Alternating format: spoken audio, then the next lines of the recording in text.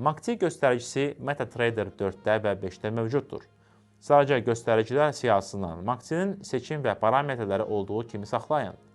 Yenə də yeni başlayanlar üçün təklifim odur ki, standart tənzimləmələrdən istifadə etsinlər. Çünki onlar əksər hallarda optimallaşdırılmışdır.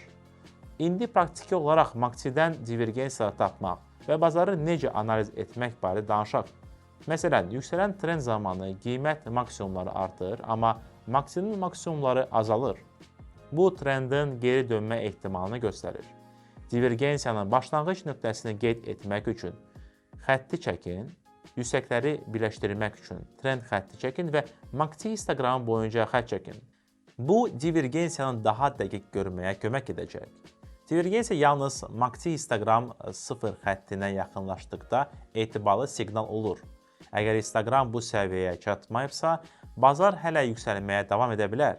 Buna görə də tələsik qərarlar verməyə lazım deyil.